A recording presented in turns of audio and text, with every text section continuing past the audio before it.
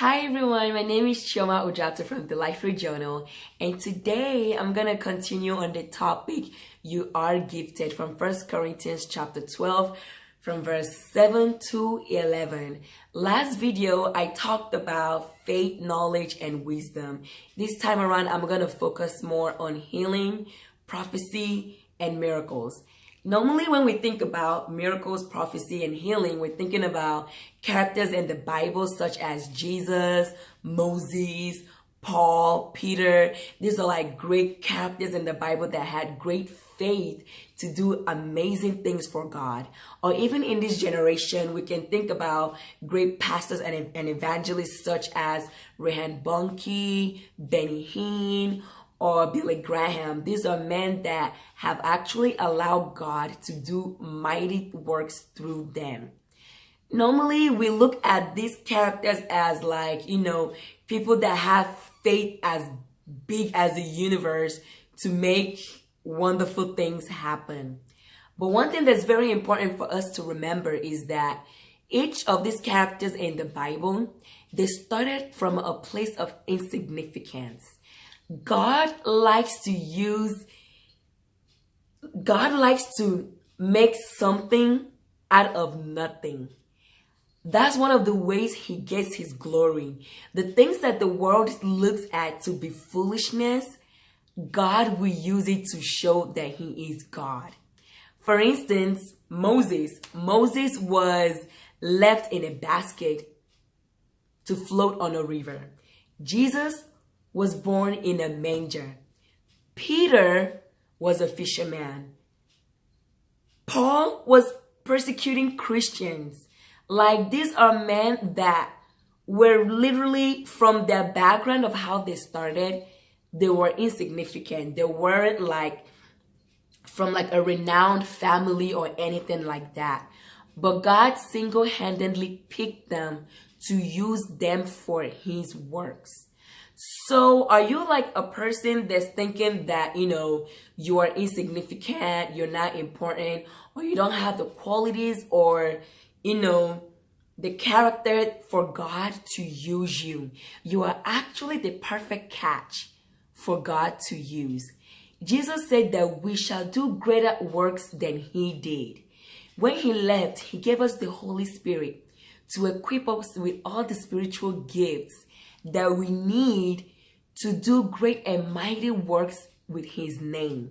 And some of those gifts are the three that I'm going to emphasize on today. And that is healing, prophecy, and miracles. Normally when we think about this, we're thinking there are like things of the old, things that happened in Old Testament, or things that happened 2,000 years ago.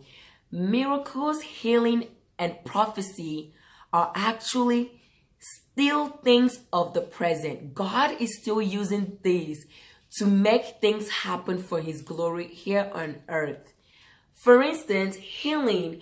God can use you, the faith that he has placed in you and the power of the Holy Spirit in you, to actually heal a fellow Christian or a friend or even yourself. You might be experiencing, let's say, a migraine or a stomach ache, and God will move you to touch yourself and pray for yourself for healing, and you will heal yourself.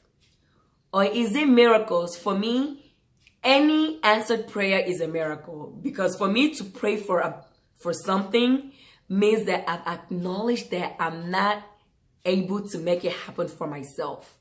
So for me to pray about it and God answers it, it's a miracle. A miracle does not necessarily have to be, parting the Red Sea or turning water into wine. It can be things that you literally had, that it just cannot happen by your power. But you pray to God and God makes it happen. Is it prophecy?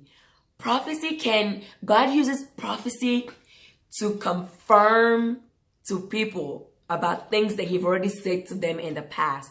He uses it to edify people. He uses it to encourage people. He uses it to counsel and to correct people. So sometimes all somebody needs to get is to hear it from somebody else. Maybe God have said something to them and somehow they don't really believe that they heard from God. And God nudges you to say a particular thing to somebody or to encourage somebody. You don't know, that could actually be the perfect thing that that person needs to hear. That is prophecy. Yes, there is an office for a prophet or a prophetess, but the office is different from the gifts. Every Christian is equipped with the gift of prophecy. Every Christian is equipped with the gift of healing and miracle. A journey of 1,000 miles starts with one step at a time. A journey of your optimal greatness starts from one obedience at a time. You need to be able to make yourself available for God to use. These men in the Bible, as much as they felt insignificant for God to use them, Moses couldn't believe that God, can use him.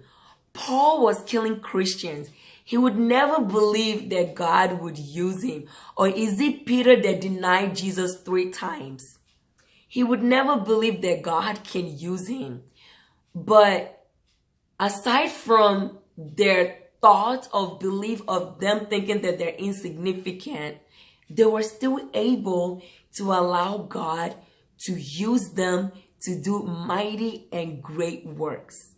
And that's what Jesus has said that we will do, that we shall do greater works than he did. So it's not a matter of having the gifts. We know that we have the gifts through the Holy Spirit. It's a matter of you making yourself available, being obedient and willing, and making yourself available for God to use you to do mighty and great works for his glory. That's all I have for now.